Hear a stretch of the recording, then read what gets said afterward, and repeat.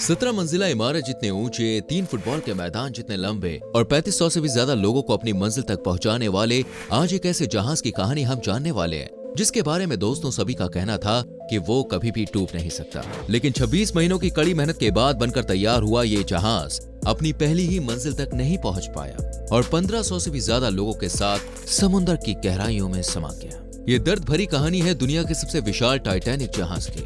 आज हम आपको बताएंगे कि आखिर क्यों कभी ना डूबने वाले इस जहाज ने अटलांटिक के गहरे पानी में दम तोड़ दिया। आज हम आपको बताएंगे कि क्यों 1500 से ज्यादा लोगों की जान गई और आखिर क्यों ये घटना इतिहास की सबसे खतरनाक घटना बन गई। इस कहानी की शुरुआत होती है दोस्तों 31 मार्च 1909 से, जब आयरलैंड के बेलफास्ट में व्हाइट स्टार लाइन कंपनी ने एक विशाल लग्जरी जहाज को बनाना शुरू किया था। 3000 लोगों ने इस विशाल जहाज को अपनी कड़ी मेहनत से सिर्फ 26 महीनों में पूरी तरह से बनाकर तैयार कर लिया था। 31 मई 1911 को जब ये विशाल जहाज बनकर तैयार हुआ तो लाखों लोग इसे देखने के लिए आए और दंग रह गए। उस वक्त किसी ने ऐसा नहीं सोचा था कि इतना बड़ा जहाज भी बन सकता है। इस जहाज की लंबाई थी तकरीबन 882 फुट 9 इंचेस और ऊंचाई थी करीब 175 फीट की। उस समय टाइटैनिक जहाज को बनाने में $7.5 मिलियन खर्च हुए थे। आज के हिसाब से देखा जाए तो ये कीमत करीब $145 मिलियन तक होगी। इतने विशाल जहाज को देखकर हर कोई इसकी पहली यात्रा का हिस्सा बनना चाहता था, लेकिन बनने के बाद भी इसमें छोटा मोटा काम जैसे डेकोरेशन आदि का चलता रहा। यही कारण है कि ये पूरी तरह से 2 अप्रैल 1912 को सामने निकल कर आया। अब ये जहाज अपनी पहली यात्रा के लिए पूरी तरह से तैयार था। टेस्टिंग के बाद आखिरकार 10 अप्रैल 1912 को ये जहाज अपने पहले सफर के लिए रवाना हुआ। अपने पहले सफर पर निकले टाइटैनिक को 5507 किलोमीटर तक का सफर तय करना था, जो कि इंग्लैंड के साथ साउथहैम्पटन से न्यूयॉर्क के बीच का था। जब टाइटैनिक जहाज ने अपने सफर की शुरुआत की तब इस जहाज पर 908 क्रू मेंबर्स को मिलाकर कुल पैसेंजर्स की संख्या करीब 2223 थी, जबकि ये जहाज 3500 से ज्यादा लोगों को एक बार में लेकर जा सकता था। इस जहाज में कुछ लोगों को तो मात्र इसलिए बैठाया गया था कि व्हाइट लाइन के 2 अलग अलग जहाजों में कोयले की कमी हो गई थी और फिर टाइटैनिक में जगह भी थी, तो उन्हें भी इसी जहाज में शिफ्ट कर दिया गया। साउथहैम्पटन से निकलने के बाद टाइटैनिक 42 किलोमीटर प्रति घंटे की रफ्तार से समुद्र को चीरता हुआ देर शाम शैपोर्ट पहुंचा। इसके बाद क्वींसटाउन और फिर न्यूयॉर्क के लिए निकल पड़ा। 4 दिनों तक तो जहाज बिना किसी परेशानी को अपनी मंजिल की तरफ पूरी रफ्तार से बढ़ता रहा, लेकिन अब कुछ ऐसा होने वाला था जो किसी ने नहीं सोचा था। दरअसल रास्ते में आगे बढ़ते हुए जहाज के सामने आइसबर्ग होने की पहली चेतावनी मिली, लेकिन जहाज के कैप्टन एडवर्ड जॉन स्मिथ ने इस चेतावनी को नजरअंदाज कर दिया। टाइटैनिक अभी अपनी पूरी रफ्तार में समुद्र को चीरते हुए आगे बढ़ रहा था। इसके बाद दूसरी फिर तीसरी चेतावनी को भी जहाज के कैप्टन ने गंभीरता से नहीं लिया और जहाज को उसी स्पीड में चलने दिया। दरअसल कैप्टन स्मिथ टाइटैनिक को इस सदी का विशाल जहाज ही नहीं, उसे सबसे तेज दौड़ने वाला जहाज भी बनाना चाहते थे, इसलिए उन्होंने जहाज की रफ्तार कम नहीं की, लेकिन 2 अफसर्स को जहाज के ऊपर निगरानी करने के लिए तैनात कर दिया गया। अब तक कैप्टन को 6 बार आइसबर्ग होने की चेतावनियां मिल चुकी थी, लेकिन कैप्टन ने अब भी जहाज की रफ्तार धीमी नहीं की थी। 14 अप्रैल की वो अंधेरी रात, उस रात आसमान में चांद नहीं था। कड़ाके की सर्दी में दोनों क्रू मेंबर्स तारों की रोशनी से ही आने वाली मुसीबत को देख रहे थे। सभी यात्री अपने अपने कंपार्टमेंट में सोए हुए थे। तभी रात के लगभग 11:39 पर निगरानी कर रहे क्रू मेंबर फ्रेडरिक फ्लैट ने सामने एक बड़ी सी काली चट्टान को देखा।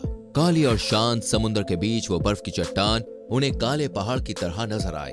फ्रेडरिक फ्लैट ने भी बिना 1 सेकंड गवाए तुरंत 3 बार घंटी बजाई और टेलीफोन से कहा, सामने बर्फ की चट्टान है। ये सुनते ही ऑफिसर्स के हाथ पांव सुन पड़ गए। तुरंत ही जहाज को घुमाने की कोशिश की गई। अचानक मिली इस जानकारी ने कैप्टन के होश उड़ा दिए। उन्होंने अपना पूरा जोर लगाकर आखिरकार टाइटैनिक की दिशा तो बदल दी, लेकिन अफसोस कि वो अनहोनी को नहीं रोक पाए, क्योंकि जल्दबाजी में लिए गए इस फैसले के चलते रात 11:40 पर टाइटैनिक का निचला हिस्सा आइसबर्ग से टकराता हुआ आगे बढ़ा। अचानक और एकदम से हुए इस टकराव के चलते चट्टान ने टाइटैनिक के निचले हिस्से को इतनी बुरी तरह से चीर दिया कि जहाज के निचले हिस्से की 300 फीट तक की कील बाहर आ गई। ये टकराव दोस्तों इतना तेज था कि निचले कंपार्टमेंट के लोगों को एक तेज झटका लगा। अपने अपने कंपार्टमेंट में सो रहे यात्रियों को उस वक्त पता चल गया जब जहाज को एक भीषण टकराव के बाद एक जगह रोक दिया गया। हर तरफ अफरा तफरी मच चुकी थी, क्योंकि जहाज के निचले हिस्सों से निकली कीलों की वजह से जहाज में पानी भरना शुरू हो गया था। निचले कंपार्टमेंट के लोग पानी भरने की वजह से भागते हुए ऊपर की तरफ आ गए।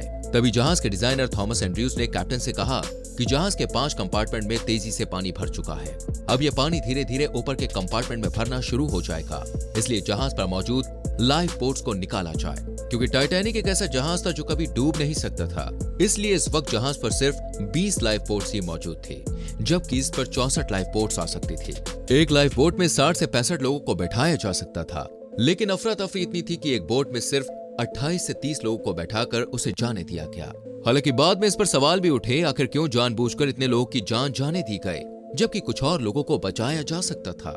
वो मंजर इतना भयानक और दर्दनाक था कि देखने वालों की रूह कांप गई। लोग इधर से उधर अपनी जान बचाने के लिए भाग रहे थे, वो चिल्ला रहे थे, बस कैसे भी करके वो अपनी जान बचाना चाहते थे। लेकिन कड़ाके की सर्दी और आंखें दिखा रहा समुद्र उन्हें ये इजाजत नहीं दे रहा था। तभी अपनी जान की परवाह न करते हुए जहाज पर मौजूद म्यूजिकल ग्रुप ने संगीत बजाना शुरू कर दिया, ताकि अपने आखिरी पलों में कुछ क्षण लोगों को राहत और खुशी के मिल सके। इस म्यूजिकल ग्रुप ने अपनी आखिरी सांस तक संगीत की धुन को थमने नहीं दिया। अगर कोई एक मेंबर समुद्र की आगोश में समा गया तो दूसरे मेंबर ने यह काम जारी रखा। दूसरी तरफ जहाज के 5 कंपार्टमेंट्स में पानी लबालब भर चुका था, जिस वजह से जहाज का आगे का हिस्सा 10 डिग्री तक पानी में डूब गया। आगे का हिस्सा पानी में डूब जाने की वजह से जहाज के पीछे का हिस्सा ऊपर की तरफ उठने लगा, और एक वक्त ऐसा आया जब जहाज 2 टुकड़ों में बट गया। आगे का हिस्सा पूरी तरह से पानी की गहराइयों में समा गया, जबकि जहाज के पीछे का हिस्सा तेज झटके के साथ पानी के ऊपर जा गिरा। अब तक न जाने कितने ही लोग दोस्तों अपनी जान गंवा चुके थे, जबकि जो बचे थे वो मौत की तरफ तेजी से बढ़ रहे थे। सिर्फ 2 घंटे 40 मिनट में कभी ना डूबने वाला जहाज टाइटैनिक अटलांटिक के गहरे पानी में सैकड़ों यात्रियों के साथ समा गया। लेकिन अब भी कुछ लोग पानी में तैरकर अपनी जान बचाने की कोशिश में थे, पर पानी का टेम्परेचर -2 डिग्री होने की वजह से सिर्फ कुछ मिनटों में ही इन लोगों ने अपनी जान गंवा दी। लगभग 2:20 तक ये जहाज समुद्र की गहराइयों में हमेशा हमेशा के लिए समा गया। टाइटैनिक के पूरी तरह से डूब जाने के कुछ समय बाद जब एक बोट वहां पहुंची तो ज्यादातर लोग बर्फ की तरह जमे हुए नजर आए। इस दर्दनाक घटना में करीब 1500 लोगों ने अपनी जान गंवा दी, जबकि करीब 710 लोगों को बचा लिया गया।